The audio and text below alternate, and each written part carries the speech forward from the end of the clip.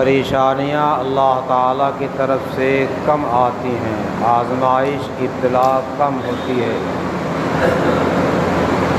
اور خوشحالی اللہ تعالیٰ کی طرف سے بہت ہوتی ہے۔ عموماً انسان نعمتوں کے اندر گھرا ہوا ہوتا ہے، کبھی اللہ تعالیٰ کوئی مصیبت ڈال دیتے ہیں،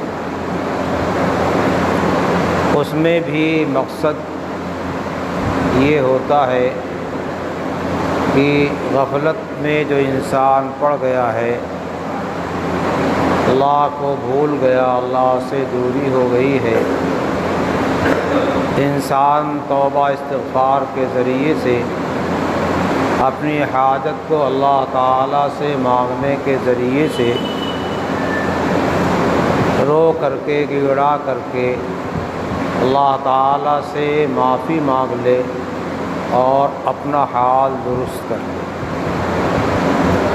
اللہ تعالیٰ نے ارشاد فرمایا، وما اصابکم من مصیبت فبما کسبت ایدیکم ویعفو عن کثیر۔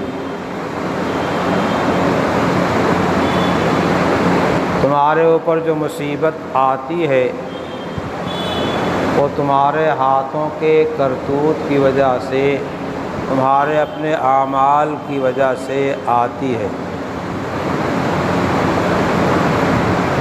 اور اللہ تعالیٰ تو بیشتر معاف فرماتے رہتے ہیں، جلدی گرفت نہیں فرماتے۔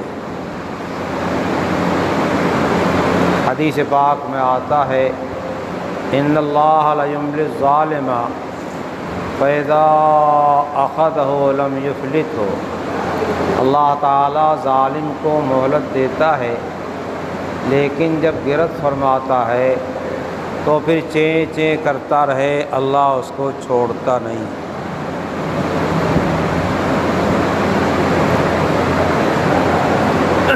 بہرحال انسان اپنے حالات میں کبھی صبر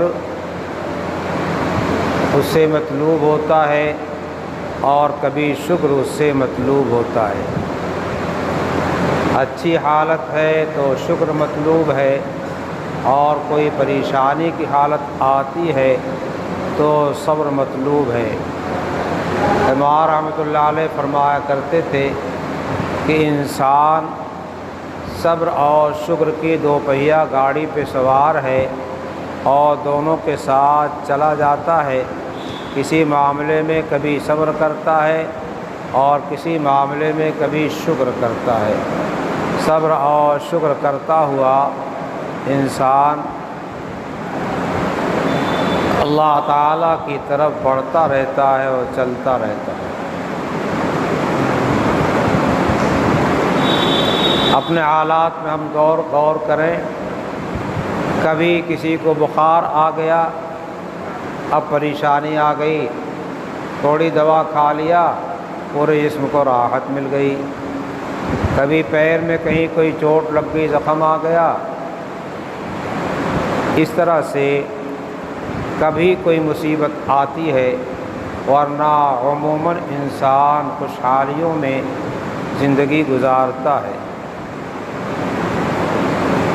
اللہ تعالیٰ کی طرف سے دو چیزوں کا مطالبہ ہے، صبر کا اور شکر کا۔ اللہ تعالیٰ نے ارشاد فرمایا، اعملوا آل داود شکرا، اے آل داود شکر کا عمل اختیار کرو، شکر کیا کرو۔ اور اس کے بعد خود ہی ارشاد فرماتے ہیں کہ میرے بندوں میں شکر گزار کم ہیں، شکر گزار کم ہیں۔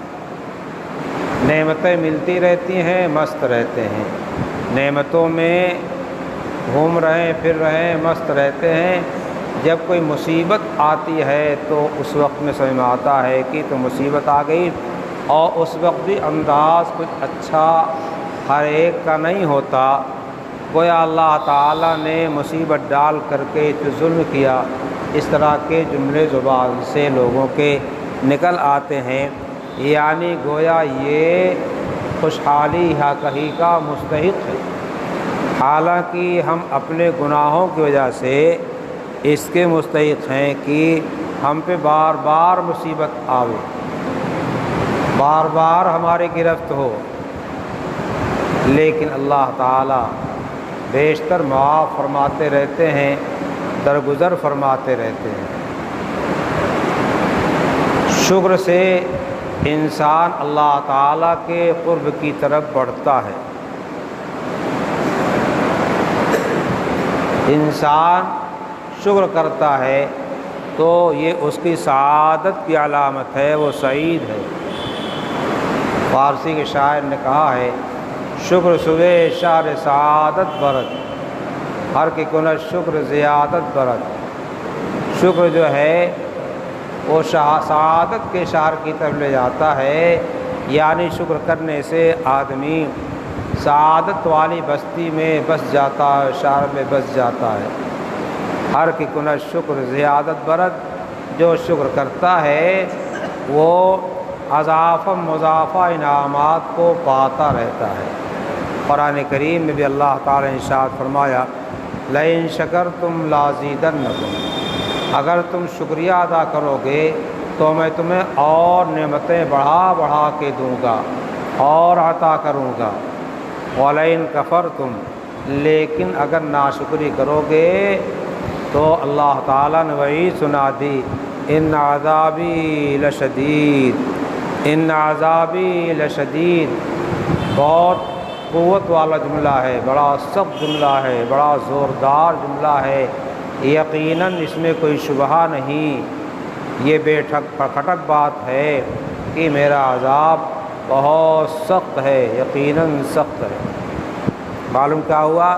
ناشکری پہ اللہ تعالیٰ عذاب نازل فرماتا ہے، ناشکری سے اللہ تعالیٰ مصائب میں مبتلا فرما دیتا ہے۔ اس لیے شکر جو ہے وہ ہمارے لیے سعادت کی کنجی ہے، سعادت کا زینہ ہے، اور شکر کے ذریعے سے ہم سعید اور نیک بخت اور اچھے نصیبے والے بن سکتے ہیں۔